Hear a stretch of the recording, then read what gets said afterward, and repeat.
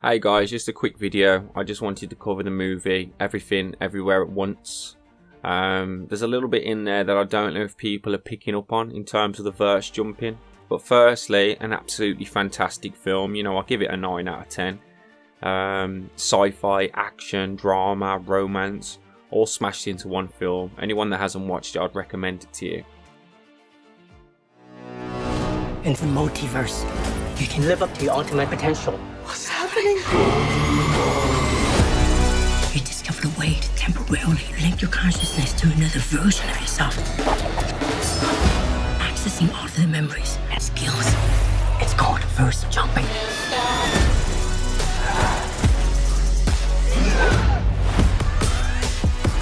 There's a great evil spreading throughout the many verses. And you may be your only chance of stopping it. It's crazy. You're starting to get it.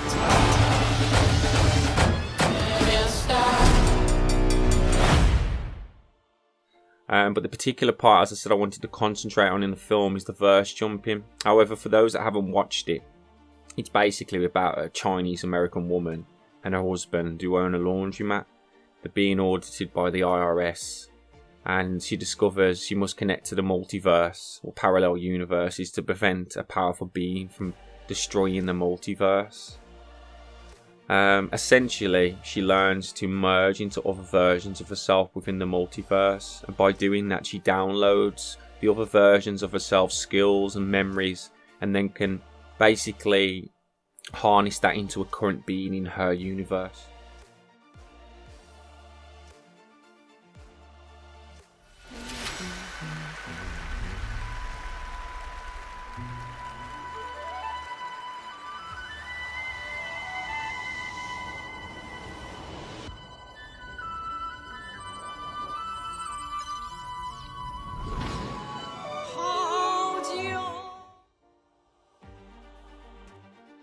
But if you've watched the movie, to be able to basically verse jump to another dimension or universe, she has to do something unorthodox to activate the jump.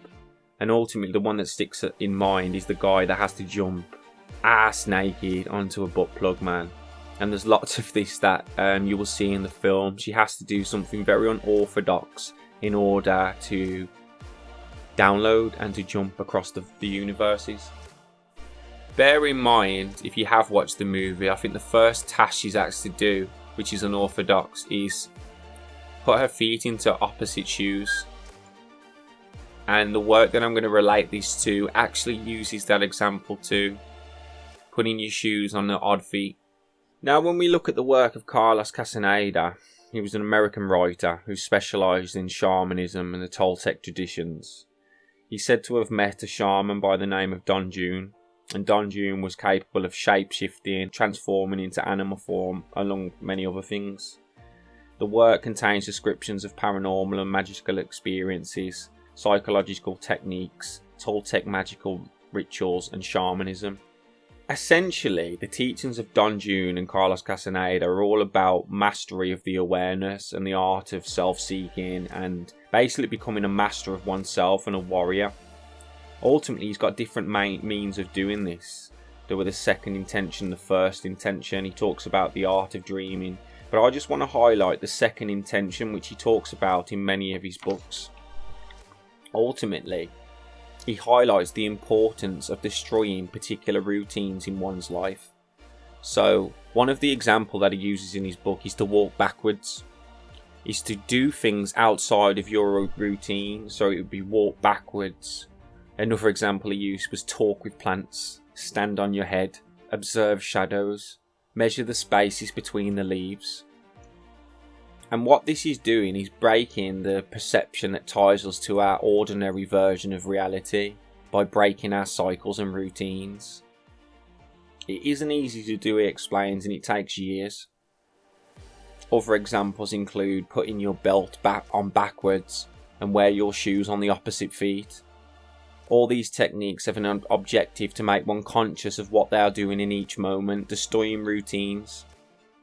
he said is the only way of giving the body new sensations. Ultimately, what they're doing is going back, and he explained it to the games that children play to try to break the routines and the mind. And Carlos talks about stopping the world, where literally he's able to stop the world, stop all actions and movement around him by silencing the mind. And ultimately, by putting our attention away from our routines, we're silencing the mind, which may or would allow us to access other parts of ourselves.